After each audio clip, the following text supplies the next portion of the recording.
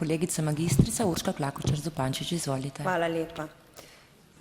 Najprej je treba povedati, da so ideologije, ki smo jih tukaj omenili, a ne, nacizem, fašizem, tudi komunizem, pravzaprav hčerke religij. Ena od zelo nasilnih religij je tudi krščanstvo.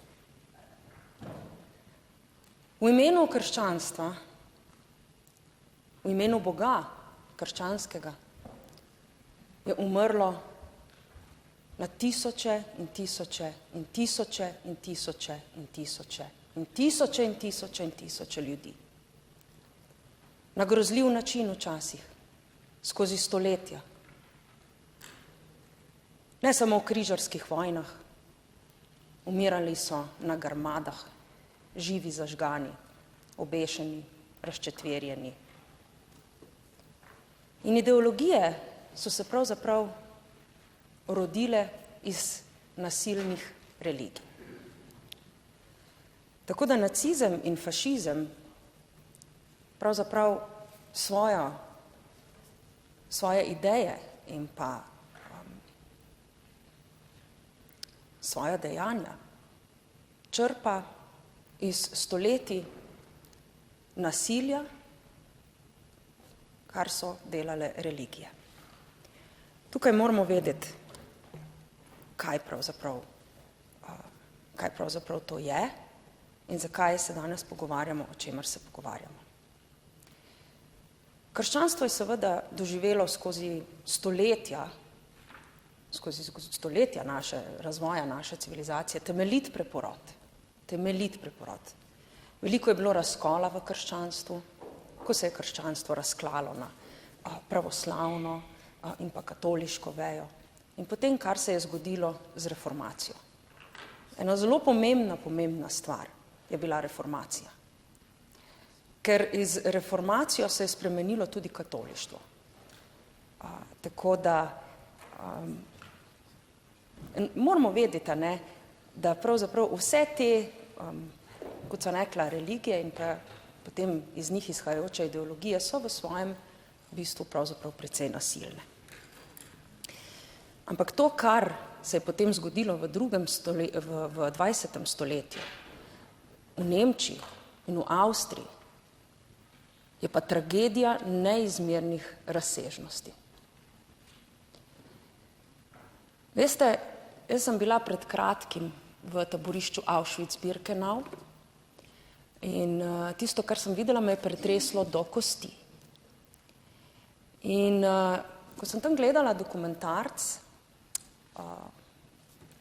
pač pred ogledom, ne, vsakemu obiskovalcu najprej pokažejo krajši dokumentarec, je bilo rečeno, ljudje, ki so prišli v Auschwitz-Birkenau, so bili, velika večina med njimi tukaj manj časa, kot boste vi na svojem 3-urnem ogledu. Ker so bili takoj, ko so prispeli, poslani v plinske celice. Nacizem in fašizem sta zavržni ideologiji, tako zavržni, da bi morali biti zavedno pokopani. In kolikor lahko dojamem, razumem, da si želite obsodbe zraven še drugih ideologij, ki so tudi totalitarne, morate dodati zraven tudi religije.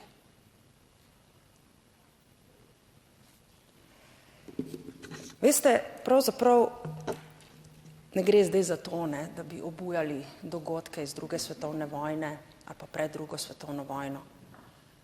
Zakaj je treba uzakoniti to, kar je predlagano? Se bomo navezala na kolegico doktorico Vido Čadonič Špelič, ki je na odboru, ko je bila novela obravnavana, rekla, ljudje občutijo nelagodje. Določena skupina ljudi občuti nelagodje tudi glede neke druge ideologije, nekega drugega režima. A veste, glede česa pa jaz občutim nelagodje? Jaz občutim nelagodje glede tistega, kar obstaja danes. To, kar vidim danes na cesti. In to, kar zaznavam pri določeni skupini ljudi, ker se bojim, kaj bo, če bo ta skupina ljudi res dobila enkrat oblast v roke in bo spuščena izvajati, tega me je strah. Tega me pa je strah. Ljudje, ki imajo avtoritarne težnje in ki ob ugodni priložnosti, kot je vojna, gospodarska kriza, epidemija, kar se je zgodilo med covidom, dobi v roke oblast. In te ljudje, ker jih je, ne, v družbi jih je kar nekaj, ne, in so tudi med nami, te ljudje pa lahko, ker bolj ali manj odkrito simpatizirajo z idejami, totalitarnimi idejami nacizma in fašizma, ker sami so goreči nasprotniki komunizma, ne, tako da gremo res za fašizem in nacizem. Te ljudje bi znali ob ugodnih pogojih tudi povzročiti kakšno tragedijo. Ne sami, ampak preko manipuliranja z drugimi. In to je tisto, kar je mene strah. Tega.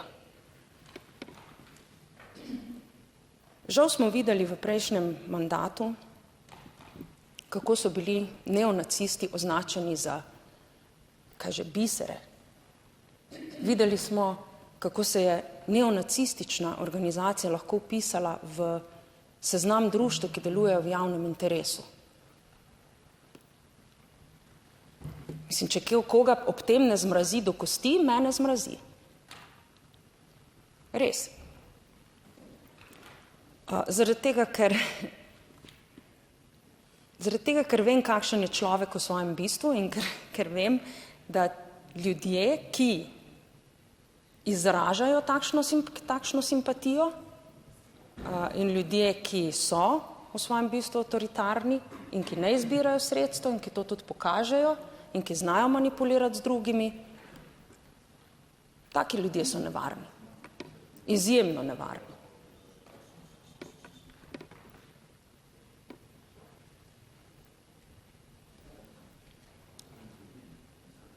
Prosim samo, če lahko tišino v dvorani, da kolegica lahko v miru razpravlja, pa da se slišite drug drugega, da boste lahko odgovorili. Izvolite, kolegica, nadaljujte.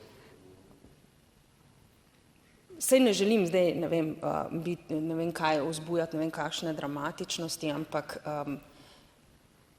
jaz mislim, da temu je namenjen ta zakon oziroma temu je namenjena novela zakona, da bi se preprečilo v največji možni meri, da če se zgodi, da bi prišel še kakšen bolen kot so se pojavili v 20. stoletju in dobi v roke oblast, da preprečimo tragedijo hujših razsežnosti. Če si mi mislimo, da to ni možno v današnjem času, je možno, zelo je možno. In zato podpiram to novelo. Nacizem in fašizem sta izjemno zavržni ideologiji, ki sta preplavili ne samo Evropo, svet, pobili na milijone ljudi in ki sta še živi, ki imata očitno tako močne pripadnike, da si upajo paradirati po ulicah, vzklikati nacistična gesla in kazati nacistične oziroma fašistične simbole. In tako kot je rekel doktor Premk, ki ga jaz izjemno spoštujem kot zgodovinarja in ki mislim, ki je kot zgodovinar tudi edini, ki lahko oziroma ki pravilno podaja tudi zgodovinska dejstva, nisem videla nobenega, ki bi vzklikal komunistična gesla, ki bi deloval kakorkoli v smeri komunistične ideologije, ki je tudi povzročila veliko tragedije, tudi povzročila. Pa povzročilo je tudi krščanstvo. Tako je. In pač to je tista resnica, ki si jo moramo priznati. Vsaka ideologija in vsaka religija je lahko izkoriščena za slabe namene. Ampak ti dve, fašizem in nacizem, sta pa še posebej zavržni. Še posebej zavržni. In če se pojavi, in pri nas se je pojavilo v tem času simpatiziranje s tema dvema ideologijama, v času, ko smo že demokratična, samostojna država, se je pojavilo simpatiziranje s tema dvema ideologijama. In jaz, oprostite, bom povedala, ena od opozicijskih političnih strank je pokazala simpatijo do teh dveh ideologij ali pa jih kaže s svojim delovanjem. In mene je tega strah. Ker se bojim, kaj bi bilo, če bi kar naenkrat ta politična opcija dobila oblast v roke. Tisto, kar smo videli v prejšnjem mandatu, je bil zametek tega in me res skrbi, kaj bi se zgodilo, če bi bilo več časa in še bolj ugodne razmere. Svet ni lep, kaže se obrat v desno, ampak ne v tisto desno, zmerno, ampak v skrajno desno, v sovraštvo.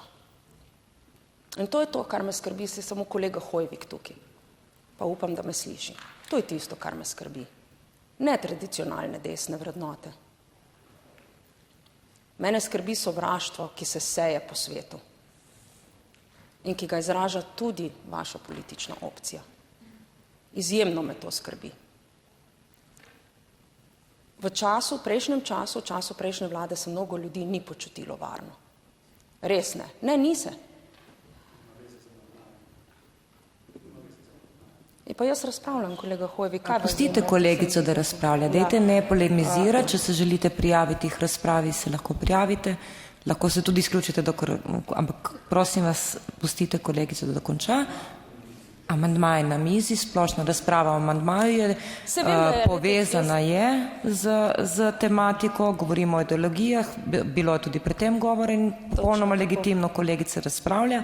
Če želite odgovoriti, imate potem naslednji krog. Vem, da je težko to slišati, ampak takšno je moje mnenje in mnenje številnih državljank in državljanov. In zato si želim, da ta zakon stopi čim prej v veljavo, da bo preprečeno vsaj to, da bodo preprečeni shodi neonacistov in fašistov, parade sredi mest, kjer policisti ne bodo mogli ukrepati. Tako da želim si, da ta svet ne zdrsne nikoli več v kakšno tako tragedijo, v kakršno je zdrsnil sredi 20. stoletja. To je to, kar si želim.